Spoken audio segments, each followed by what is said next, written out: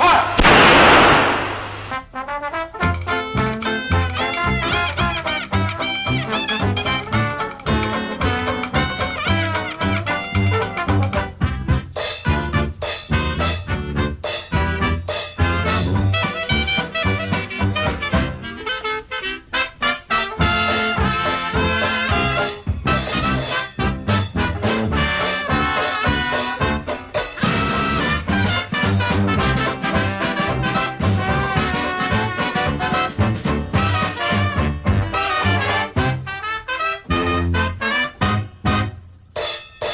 Some of the most famous fashion designers in the U.S. today have been asked to forecast what Eve will look like in AD 2000.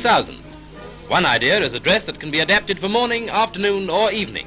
It's the sleeves what does it. Apparently, in AD 2000, we shall be having a hair-raising time. Yet another designer goes so far as to believe that skirts will disappear entirely. Shoes will have cantilever heels, and an electric belt will adapt the body to climatic changes. The lightly clad woman of tomorrow, ooh, swish, will move in an atmosphere that's scientifically kept at the right temperature. The future bride in a wedding dress of glass. What the groom will wear, apart from a worried look, isn't mentioned.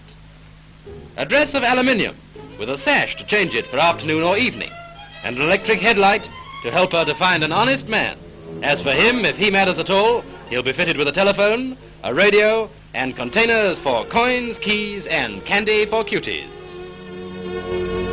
No one can clearly foresee the city of the future, but the appearance of any city, of any period of history, is a direct outcome of the social, economic, and technical conditions then existing. The cities of the future would be laid out to a master plan. Streets and buildings no longer haphazard, but harmoniously related. Structural ingenuity would, of course, go on producing unusual forms, perhaps suspension bridge apartment houses. These would surely provide wide vistas for the bridge dwellers, and perhaps gratify the very human desire for novelty and romance. There must be broad avenues, providing trees and ease of movement, with light and pure air for all buildings. Perhaps the master stroke of planning would be to segregate on one hand future highly efficient automatic industrial centers, producing all our needed goods and distributing them in abundance. New centers of leisure would arise, around which we would live, fully participating in the sports, the arts, and the sciences, in fact, in all the activities which make life worth living. Here's a peep through a future window of the world. This monster plane will carry 600 passengers, and the huge wing and double fuselage houses luxurious lounges and reading rooms. It will speed from London to New York in a day. Future aerodromes will be centers for highway, skyle, and rail carriers.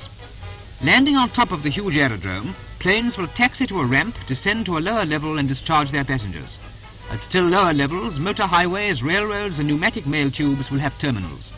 Here's a ship which has the streamlined form which ocean liners of the future may take. The streamlining is the shape of an object so that it will cause the minimum turbulence of the air passing round. The porpoise, one of the fastest things that swims, is a splendid example of nature's streamline. The body, the fins, and tail are all curved and have their blunt ends tapering towards the rear. In designing this ship, the streamline principle has been applied to the entire superstructure. This rounded, unbroken surface from stem to stern not only reduces wind resistance, but also lessens the water that comes over the bow and stern in heavy weather. The part of a conventional liner above the waterline is about as large as a solid block of 7-storied buildings, 900 feet long and 100 feet wide. Tremendous power is required to move this immense mass over 25 miles an hour. Projections like the bridge, deck, and lifeboats disturb the flow of air as the ship passes through it, setting up turbulences which reduce the ship's efficiency. This model of an ocean-going yacht is based on streamlined principles. The deck coverings can be rolled back in fair weather.